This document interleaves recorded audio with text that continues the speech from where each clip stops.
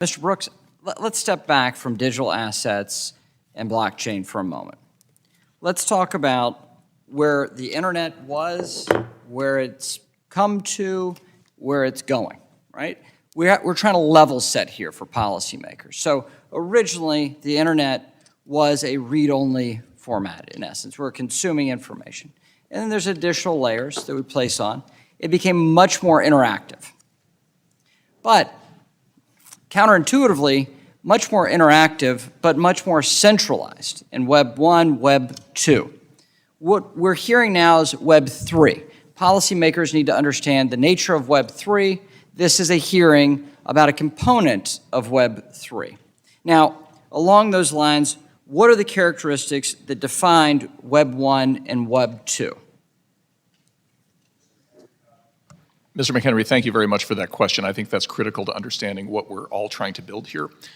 So the characteristic of Web 1, if people remember their original AOL account, was an ability to look in a curated walled garden at a set of content that was not interactive but was presented to you on AOL the way that Time magazine used to show you the articles they wanted you to see inside of their magazine. Just you could see it on a screen.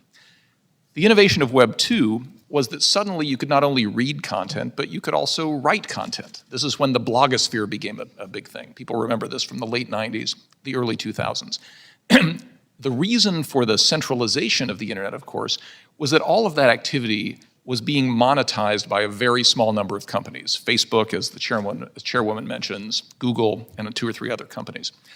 What makes Web 3 different is the ability to own the actual network. And that's what crypto assets themselves represent, is an ownership stake in an underlying network. So when you hear people talk about, for example, layer 1 tokens, what they mean is this is your reward for providing the ledger maintenance services, the computing power to the network that on Web 1 and 2 was done by Google, right? So now people in my hometown of Pueblo, Colorado can actually own the Ethereum network, but they can't own the internet. That's owned by Google and a few other companies.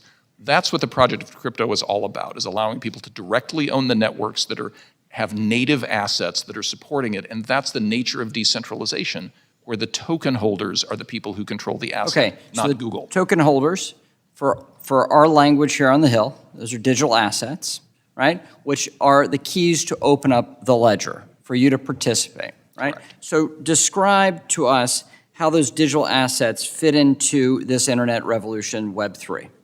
So the concept is that you have sort of application layer tokens and you have protocol layer tokens. So if I'm an owner of Bitcoin, let's say that I'm a miner of Bitcoin, somebody who actually creates Bitcoin. The Bitcoin is the reward I receive for doing the work to keep the network operational, and that allows me to own a piece of the Bitcoin blockchain. Or take Ethereum, which is easier to understand. The Ether token represents an ownership stake in the network, but on top of that network are all kinds of apps that get built on the network, much like the apps on your phone depend on the underlying network existing that lets the phone operate. And so people will make judgments about which network is likely to win, and they will invest in the tokens in that network much the same way you might invest in Google stock because you think Google is going to scale access to the original internet. The difference being here, you can vote on what happens in the future of a proof of stake network, for example. You can get rewarded through a proof of work token for maintaining a ledger on something like Bitcoin.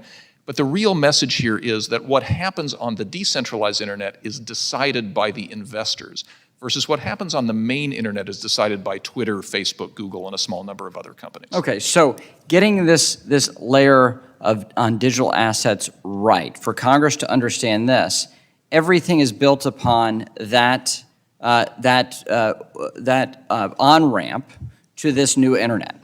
So very important for us to be sensitive to how this develops and any actions we take in terms of laws and updating laws to incorporate these new technologies. Yeah, Mr. McHenry, couldn't agree more, and I think when you hear about all of the problems of different big tech companies, the importance of an owner-controlled network becomes clear. Okay, owner-controlled network rather than a cooperative, right? And Yes. thinking in those terms. Absolutely. Right? So if you're not a part of management, you're not making a decision in Web 2. If you are a participant in the network, you're cooperating in the making of those decisions. Exactly right. Okay. So I ask this not to be insulting to the panel, but to have a level set here so we have an understanding of what we're talking about. This is not simply about you on this panel. It is about trillions of dollars of assets that did not exist before Satoshi wrote his white paper 13 years ago. It's about $3 trillion in notional value at this stage around the development of a whole new range, a whole new suite of technology that will be developed across the globe, whether or not the United States embraces it and wants to compete, or if it's pushed offshore. So as policymakers, we need to understand what we're talking about here. This is a small panel, important as you may be, a small panel about the discussion about Web3. And so with that, Madam Chair, thank you for having this hearing, and I hope that we can have more understanding by policymakers about these important concepts. Thank you, Mr. Brooks. Thank you very much. The gentlewoman from New York, Mrs. Maloney, who is also the chair of the House Committee on